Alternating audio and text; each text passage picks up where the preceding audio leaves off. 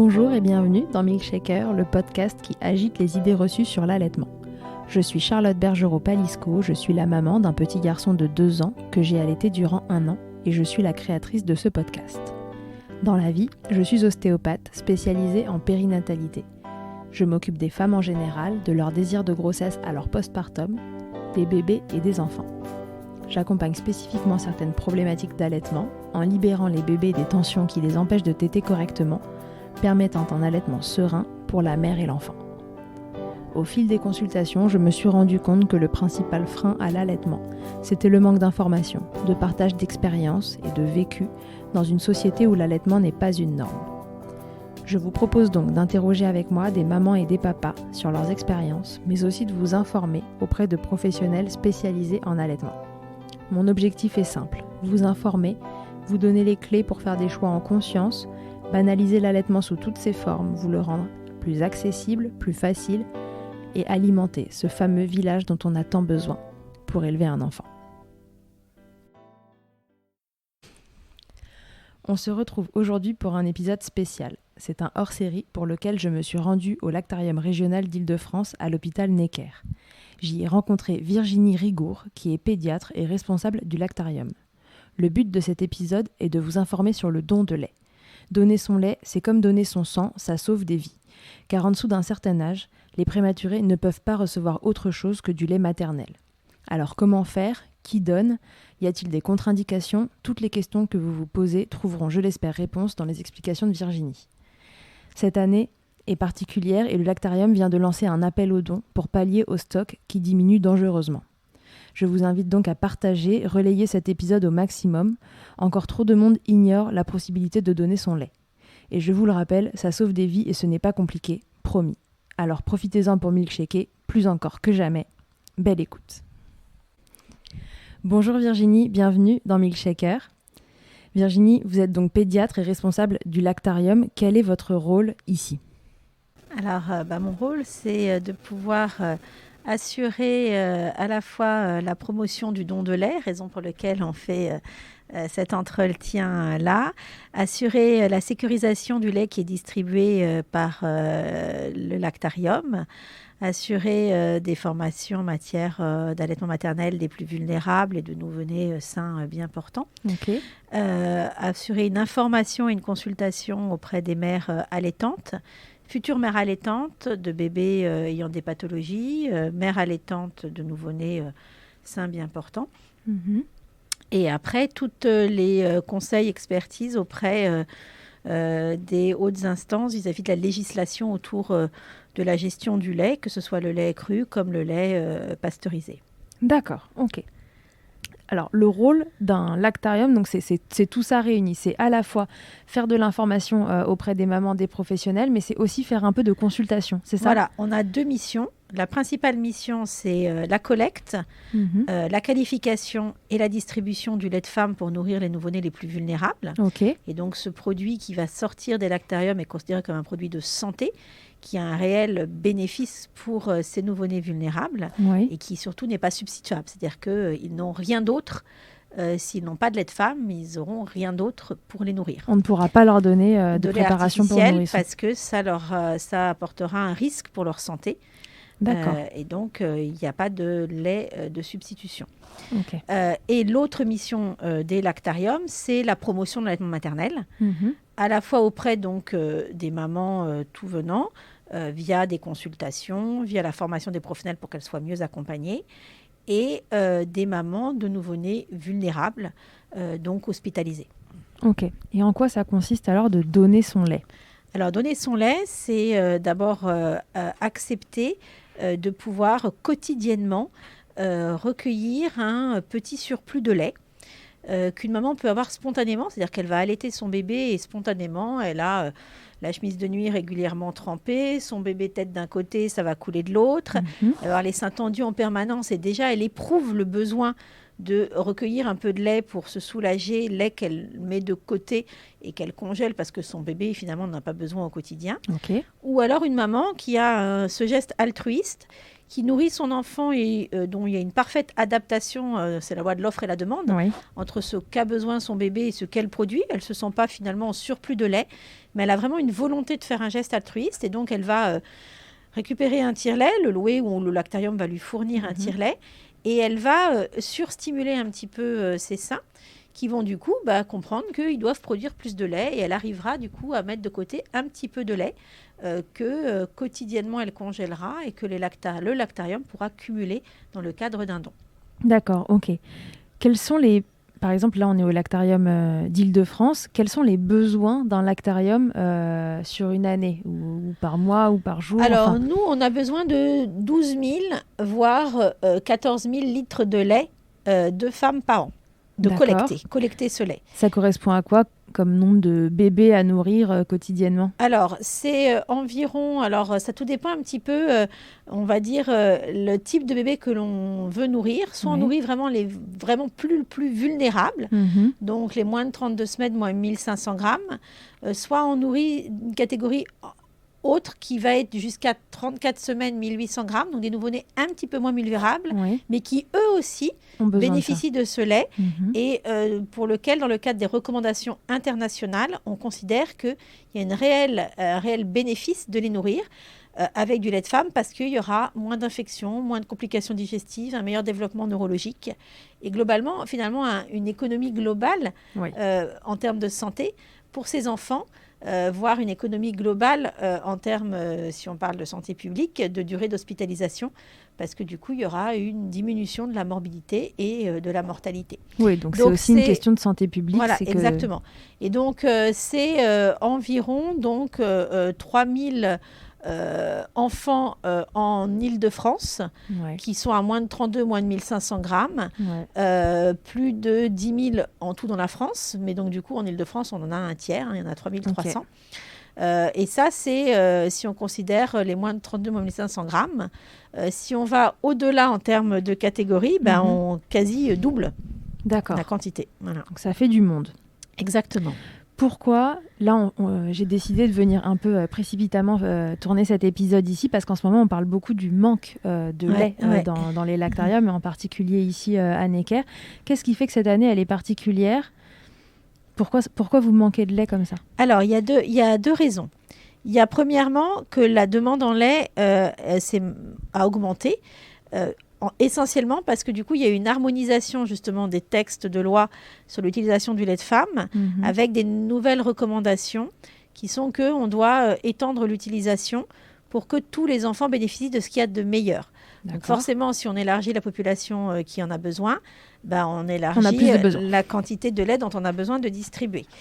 Et la deuxième raison, c'est que il y a eu un effet, on va dire, négatif de la période Covid, après un effet positif où on a eu en effet une réelle augmentation de la collecte pendant le confinement, puisque nos collecteurs avaient le droit de collecter en respectant les mesures barrières. Les mamans avaient un entretien ciblé pour s'assurer qu'elles n'avaient pas de signes. Les collecteurs respectaient les mesures barrières. Qu'on sait que la Covid ne passe pas dans le lait ou que de toute façon il est détruit par la pasteurisation et qu'au contraire, il contient plein de propriétés anti-Covid. Les mamans étaient confinées chez elles, ne reprenant pas le travail ou travaillant au domicile et ont eu envie aussi probablement de s'impliquer dans un geste altruiste. Et donc, on a fait un appel à dons craignant justement de devoir arrêter notre collecte parce que plus de personnel pour collecter, parce que personnel infecté, etc. Et cet appel à dons, alors qu'on a pu maintenir notre activité, a été bien entendu et on a eu une réponse très favorable des mamans puisqu'on a augmenté énormément notre collecte. Ça nous a permis de répondre à l'augmentation des besoins. D'accord. Et puis qui est arrivé au même moment en fait. Voilà, qui était tombé au même moment. Et puis les mamans ont dû reporter leur week-end, on va dire, de mai qu'elles prennent habituellement. On sait qu'au mois de mai, on a toujours une baisse des dons. Et l'été, on a toujours une baisse des dons. Parce que les mères d'Île-de-France partent en week-end. Donc, n'initient pas un début de don alors que tous les 3 jours, il y a un week-end prolongé. Parce qu'elles n'ont pas envie de s'embêter avec le tire-lait, etc. Elles partent en vacances hors d'Île-de-France. Donc, on sait qu'on a toujours beaucoup moins de donneuses au mois de mai et au mois de juillet. Et du coup, cette période a été décalée, puisque finalement, elles étaient encore fortement confinées quand même jusque dans le mois de mai.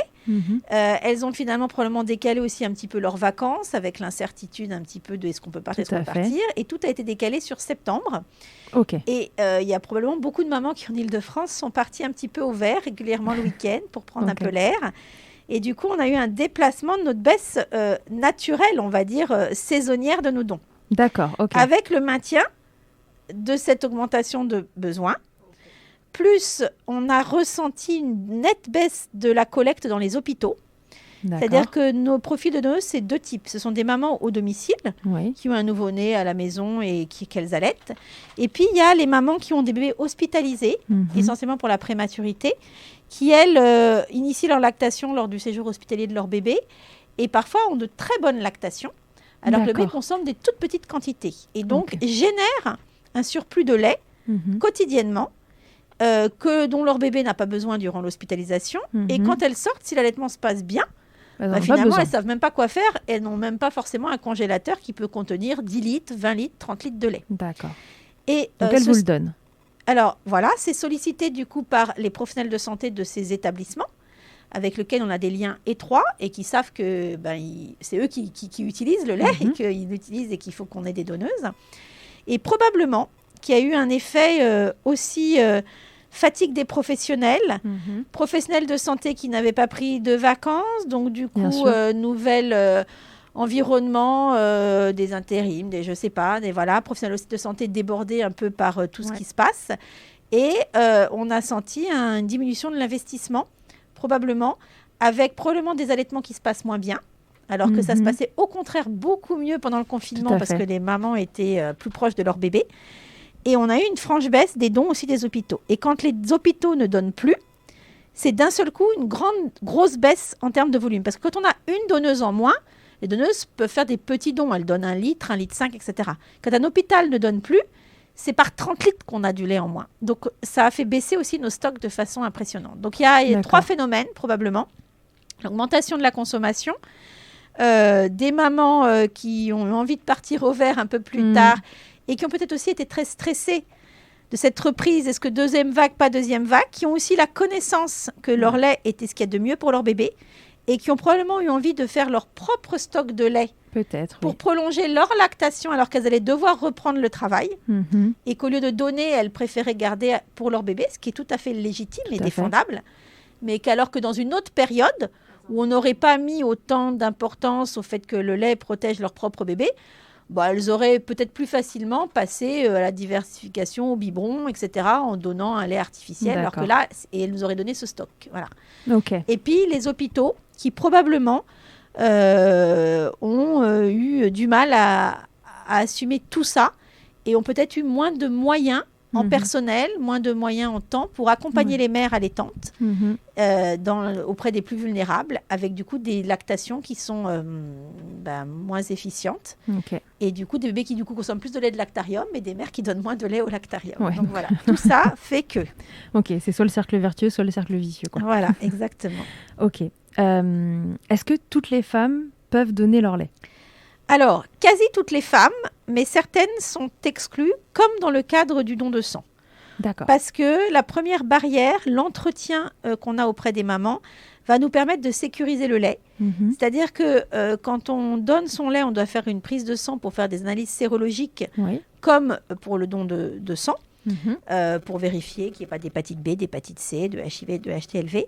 Mais aussi, on a un entretien auprès des mamans qui permet de vérifier qu'elles ne prennent pas certains médicaments, qu'elles ne prennent pas de toxiques, tabac, alcool, etc., qu'elles n'aient pas de comportement à risque par rapport à des virus émergents qu'on ne connaîtrait pas, voire par rapport au Creutzfeldt-Jakob, par exemple, qu'on continue à éliminer.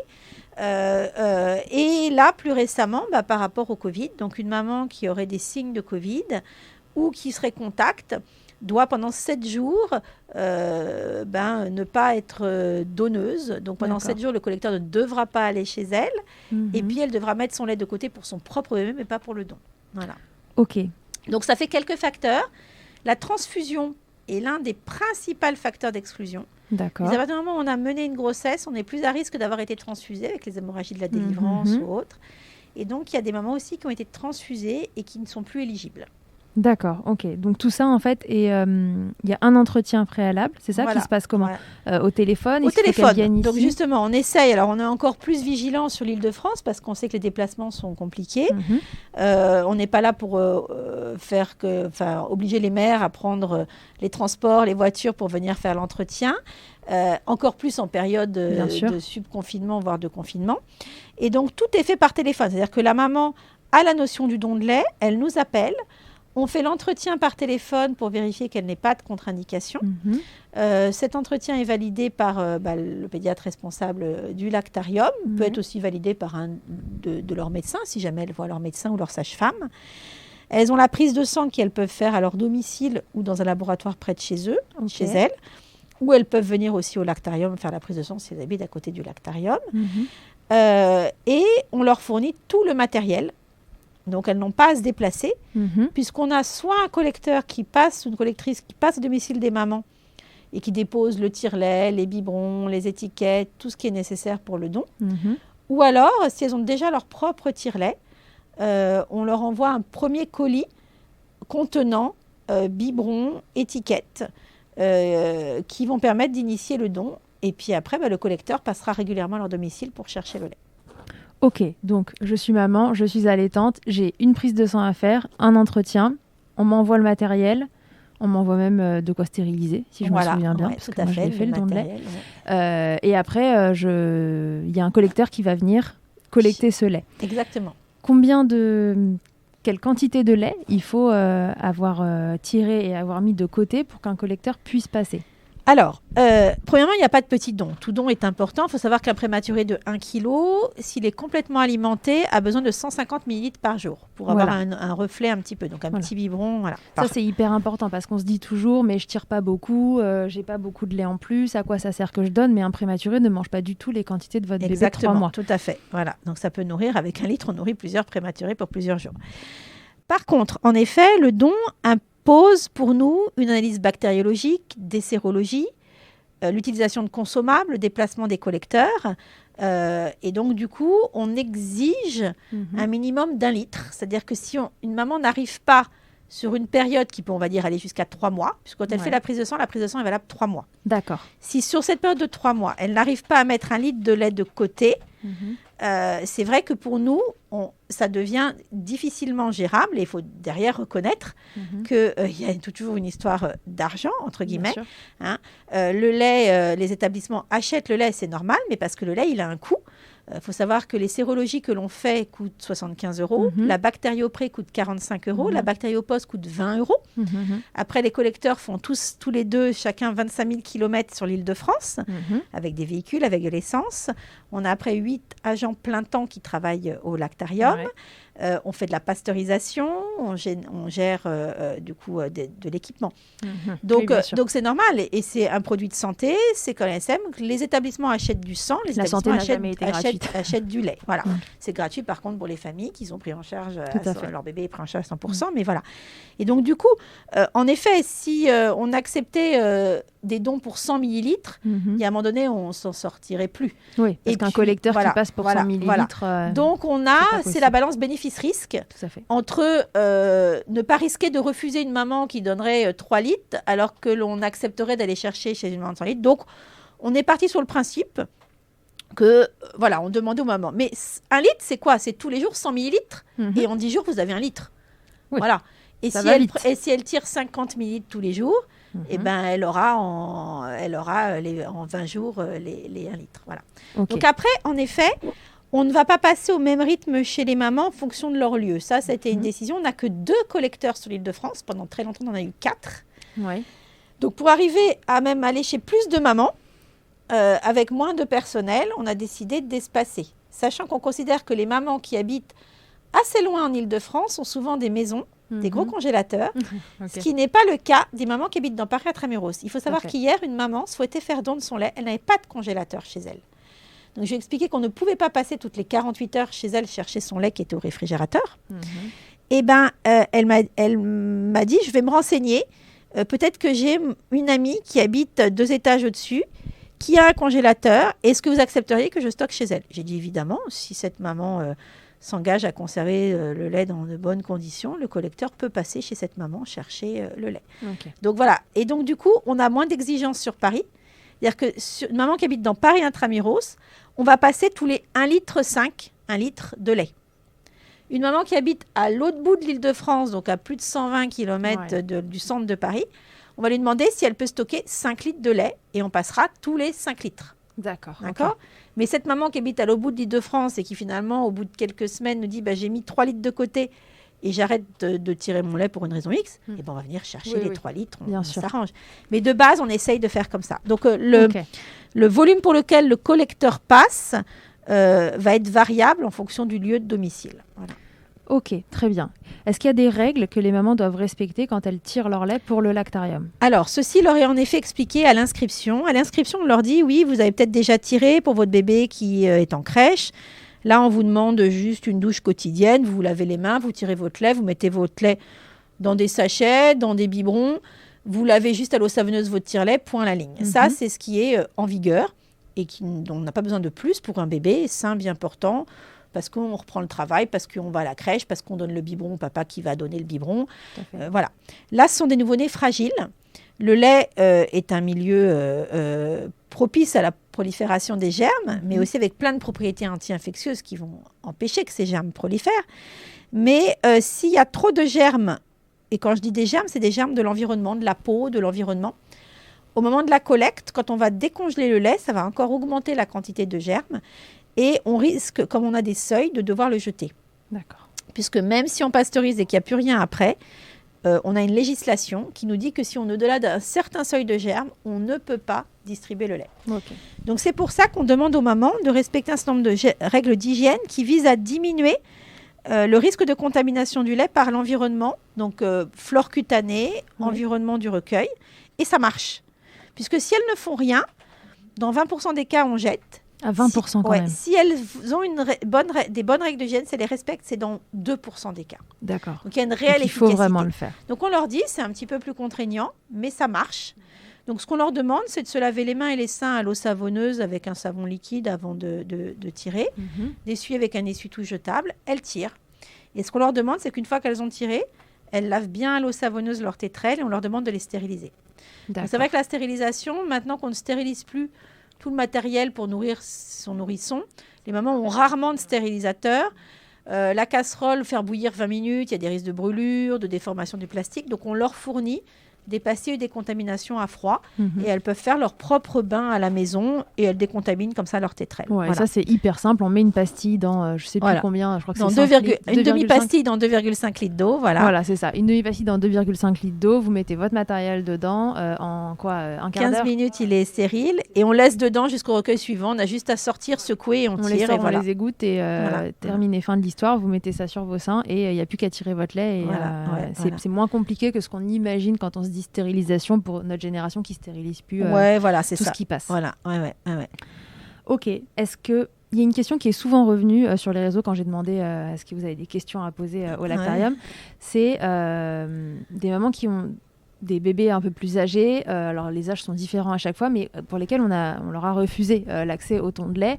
Est-ce qu'il y a un âge maximum du bébé pour donner son lait ou pas? Ouais, alors il y a quelques années, en effet, on allait jusqu'à 6 mois, 12 mois. Okay. Et puis, on a bien compris que c'était finalement ridicule, puisque globalement, on n'a pas de lait de substitution. Donc, s'il n'y a plus de lait, il n'y a plus de lait. Ouais. Et donc, même le lait d'une mère qui est à 12 mois de lactation est toujours mieux que rien ou mieux que du lait artificiel. Ce d'autant plus que dans ce lait, de toute façon, qui en effet sera certainement un peu moins calorique parce que c'est un bébé qui est par exemple déjà diversifié, de toute façon, on fortifie le lait pour tous les prématurés. D'accord. Pas de souci. Et qu'en plus, globalement, un prématuré aura le lait d'une mère une fois dans sa vie.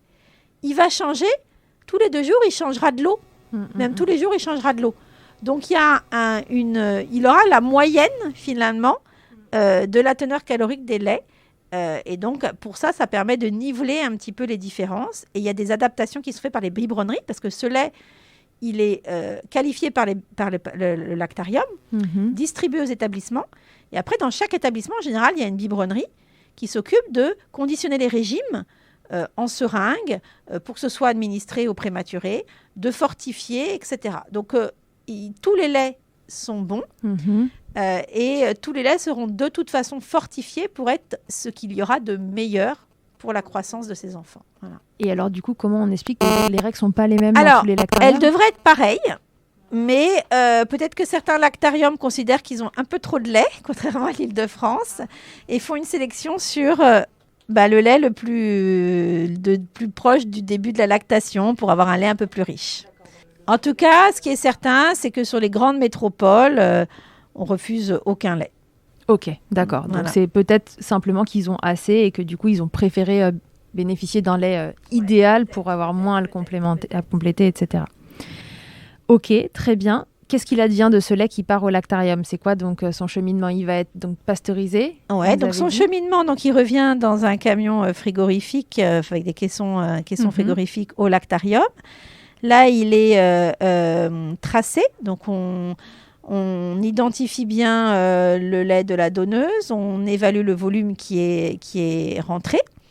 Il est mis en quarantaine le temps qu'on récupère les sérologies de la maman, qu'on vérifie le dossier.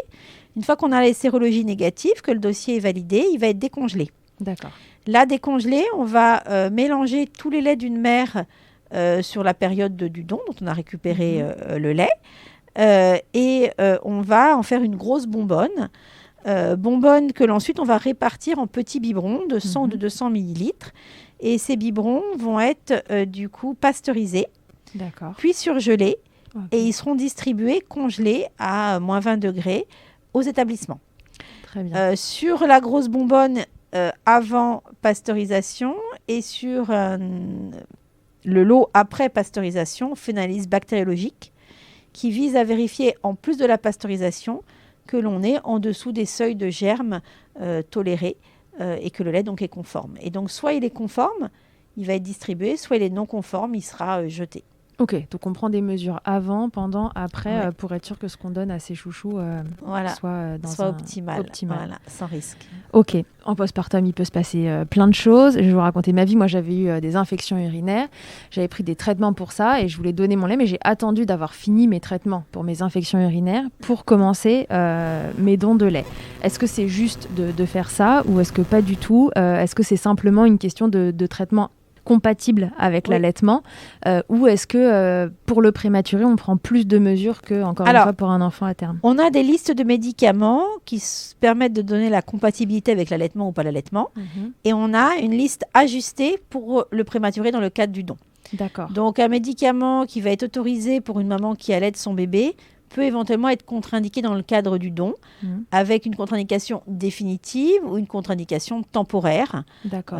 Et voilà. Et donc, c'est du cas par cas, médicament par médicament, que l'on ajuste du coup le don. Et donc, ce que l'on conseille aux mamans quand on fait l'inscription, de toute façon, on leur demande si elles prennent des médicaments. Et on leur dit bien que si elles sont amenées à prendre un médicament dans les semaines, les mois à venir, durant le don, elles nous rappellent pour savoir si c'est compatible. Ok, donc ça veut dire ne vous bloquez pas si jamais vous prenez un traitement quelconque. D'abord, appelez le lactarium, prenez l'information parce que peut-être que votre lait est tout à fait adapté pour les prématurés. Voilà. Ok, il y a une question qu'un papa m'a posée. Il m'a dit dans les maternités, par rapport à l'information autour du don de lait, aujourd'hui, on voit bien que c'est pas encore quelque chose de classique. L'information passe difficilement. Il y a plein de mamans qui ne savent même pas qu'on peut faire des dons de lait et que des prématurés en ont besoin. Et il me disait, il y a des photographes qui passent dans les maternités pour faire des photos de nouveau-nés. Pourquoi on n'aurait pas des référents de lactarium qui viendraient pour informer les mamans plutôt que de faire des photos qui sont pas forcément nécessaire en début de vie. Alors ça, c'est fait de temps en temps. C'est censé être fait par les professionnels de santé qui sont dans les maternités qu'on informe. Donc, ils sont censés relayer. Ça doit faire partie de leur rôle. Maintenant, il faut savoir que dans les lactariums, il n'y a aucun budget, aucun personnel dédié à la promotion. D'accord. Et que donc, il est difficile de faire une action nationale parce qu'on va faire... si par exemple, nous, on manque de lait en Île-de-France... Je suis toujours timorée à l'idée de faire une information générale parce qu'après, il va y avoir plein de mères de Lille qui vont appeler et Lille, qui n'a peut-être pas besoin de lait, va me dire « Attends, nous, on ne sait plus quoi faire. » Et c'est pareil, refuser les dons, c'est néfaste pour l'image du don de lait. Bien sûr, oui, tout à fait. Et malheureusement, on ne peut pas aller chercher le lait à Lille. Mais du coup, c'est vrai qu'il faut une information pérenne, ciblée. Et l'information des professionnels de santé dans les maternités qui sont dans la région du Lactarium devrait être faite. Donc, nous, on a typiquement du personnel, un agent qui est censé le faire. Ouais. Les collecteurs le faisaient avant, mais on a tellement augmenté la quantité de donneuses qu'ils ne pouvaient plus faire et la promotion et la collecte. Donc ça a été supprimé de leur fonction. Et typiquement, moi, je n'ai personne à la promotion depuis des mois par manque de personnel, parce que l'agent qui est à la promotion, qui est un puériculteur, au lieu de faire de la promotion, fait de la pasteurisation, fait des inscriptions, fait de la collecte, fait de la qualification. Parce qu'on manque de monde, tout simplement, un peu comme partout tout simplement dans les parce qu'on manque de monde et que du coup, on va à l'essentiel. Donc, tant qu'on a à peu près suffisamment d'entrées pour suffisamment de sorties, ça va, ça paraît pas. Puis dès qu'on a une baisse, évidemment, on se dit, ça aurait été bien que, oui, mais si on avait on n'aurait pas pu pasteuriser. Donc, voilà. Donc, c'est sûr que c'est quelque chose qui fait toujours mal.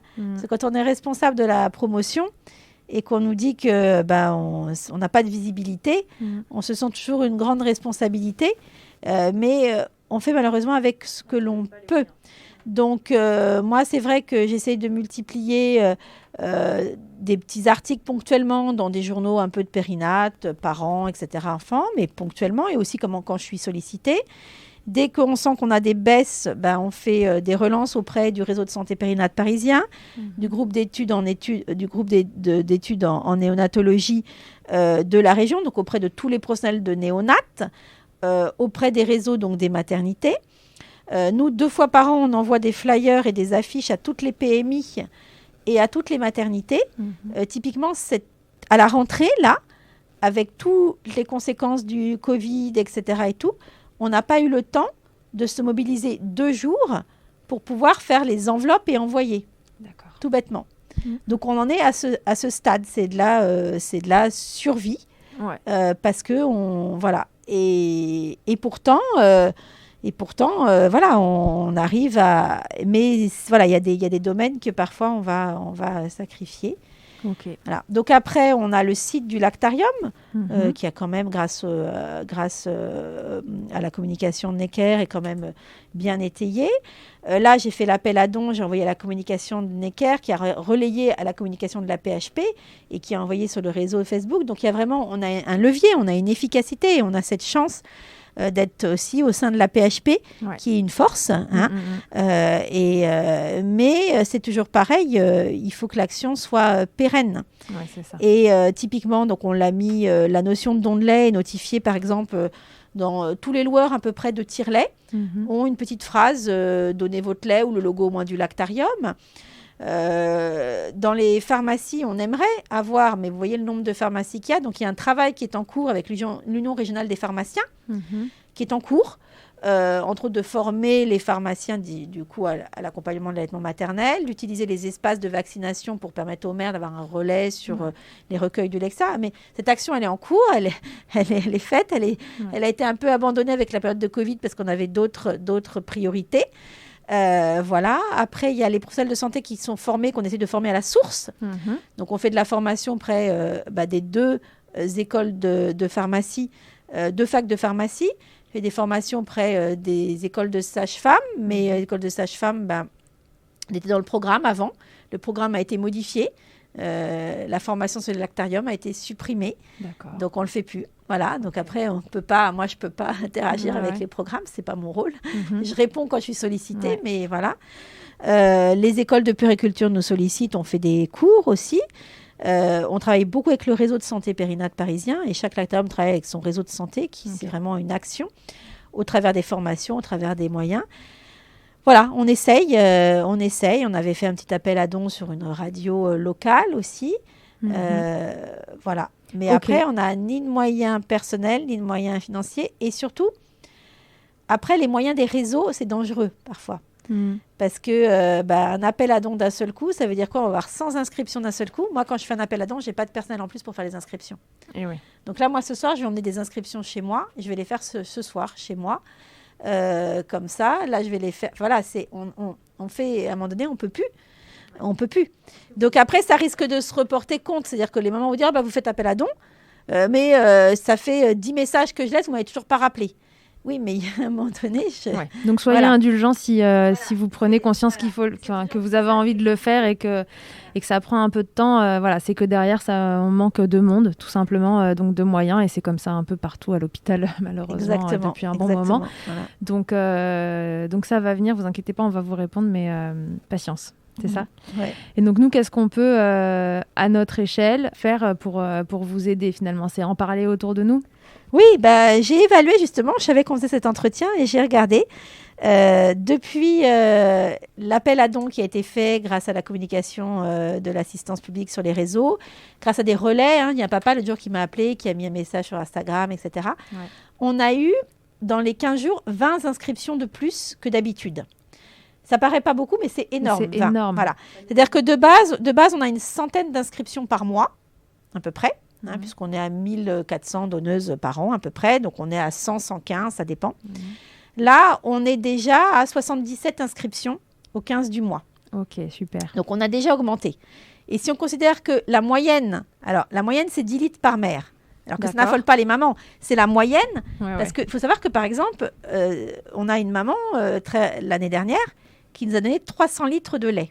Ouh. Ça paraît surréaliste. C'est une maman qui avait accouché prématurément dans un hôpital de niveau 3 très proche d'ici, qui est très, très actif dans la promotion aussi du don de lait. Et cette maman, elle a eu un très, très grand préma. Elle a la lactation qui se passait bien. Elle a cumulé. Et tous les jours, elle mettait 1,5 litre de lait de côté. Un bébé hospitalisé de 3 mois. Ça va vite.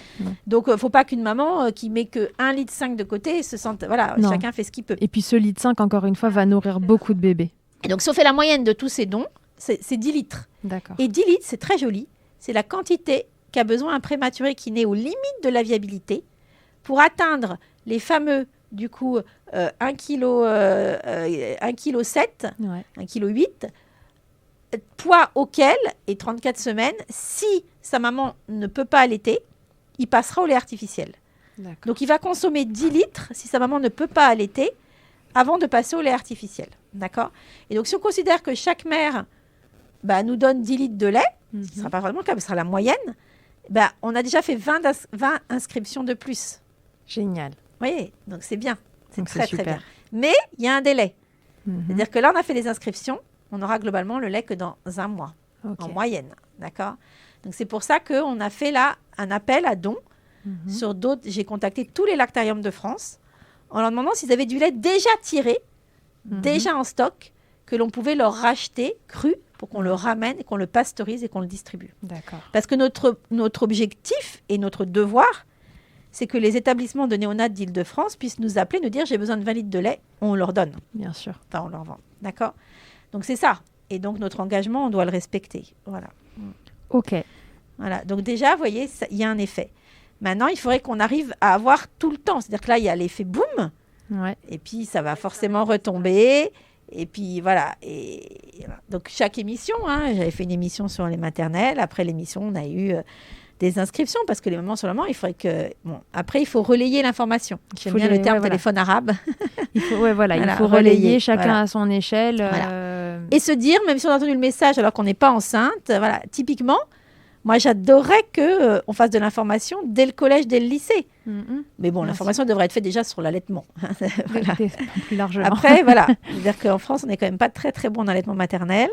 Donc, la population qui peut donner, elle est quand même pas très réduite. Elle est déjà réduite. C'est pour ça que c'est important que le mot se passe. Et encore une fois, il n'y a pas de petits dons. Donc, enfin, si, il y en a des petits, parfois trop petits pour qu'on puisse venir le collecter. Voilà. Mais vraiment, 1,5 litre, c'est vite arrivé. Et donc voilà, n'attendez pas, passez un coup de fil. Soyez patient si jamais on ne vous répond pas tout de suite. Laissez bien vos coordonnées, votre nom et votre numéro de téléphone surtout. Ou envoyez-nous un mail. Pour qu'on puisse vous rappeler ou vous renvoyer un mail. Et ça va venir, on va vous répondre. Et voilà, donc on le répète, pas de limite d'âge, quelques contre-indications de santé, mais des plus classiques. Donc une prise de sang à faire et 2-3 conditions à remplir. Mais c'est quand même très simple de donner son lait. Et puis en fait, c'est comme le don de sang, ça sauve des vies. Voilà, ça sauve des vies. Okay. Et on en a besoin. Donc parlez-en autour de vous aussi. Pour des mamans déçues qui se disent j'ai fini d'allaiter, il suffit déjà d'en parler, c'est très bien. Ouais, juste en parler déjà ça aide beaucoup parce qu'encore une fois ils ont besoin que cette information circule, mais tout le temps, pas juste au moment où les stocks ça arrive à une quantité dérisoire et qu'on se dit que ça va être la catastrophe.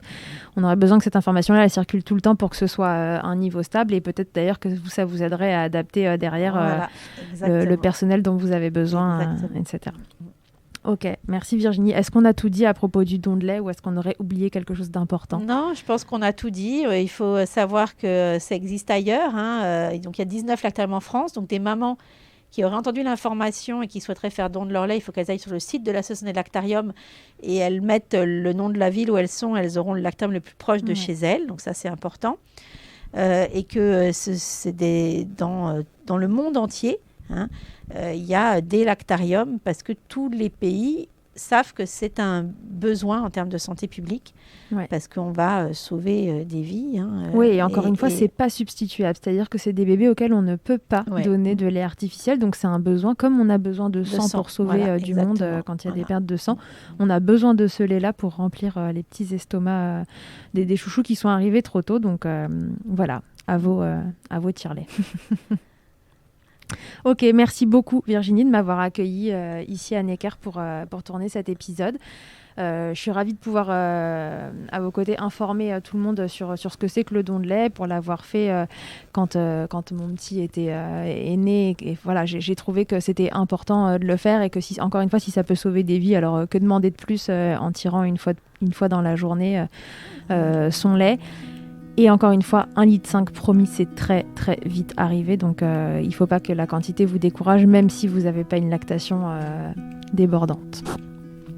Merci beaucoup Virginie. Merci à vous. Et à très bientôt à tous et à toutes dans Milkshaker.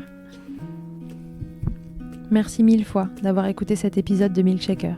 Vous pouvez suivre l'actualité du podcast sur le compte Instagram du même nom et sur mon site internet charlotte-bergerot.fr, où vous retrouverez tous les épisodes, mais aussi une rubrique Milk Letters constituée de témoignages écrits, un autre support pour vous transmettre toujours plus. Si vous avez aimé ce podcast, n'hésitez pas à m'aider en le soutenant.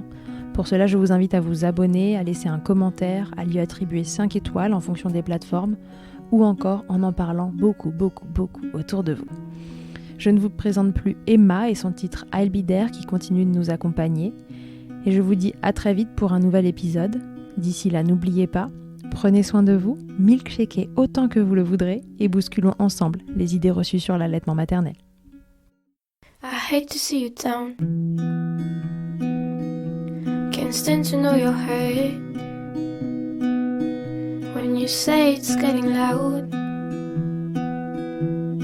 voices in your heart,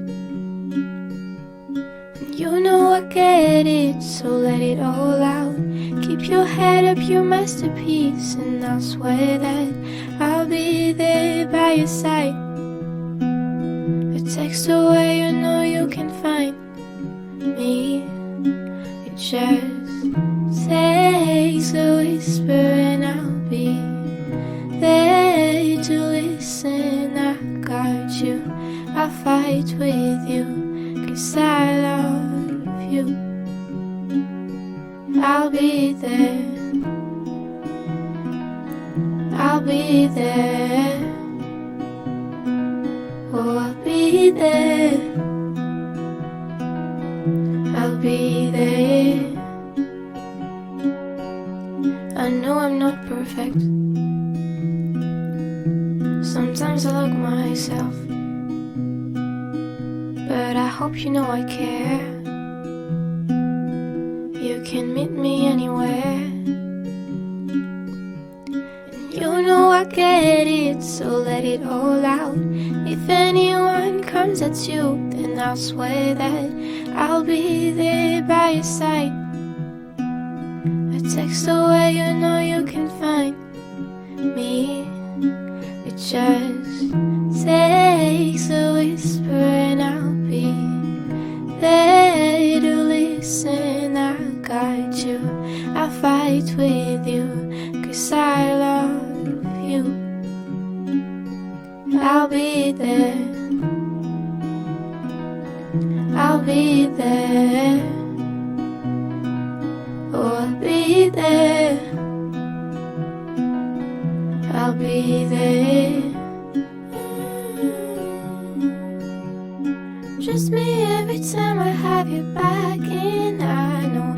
should do the exact same for me. Side by side, don't even need to talk. You know I get it, so let it all out. Keep your head up, your masterpiece, and I'll swear that I'll be there by your side. A text away, you know you can find me. It just takes a whisper and I'll be there to listen. I got you, I fight with you, 'cause I love you. I'll be there, I'll be there, so I'll be there, I'll be there.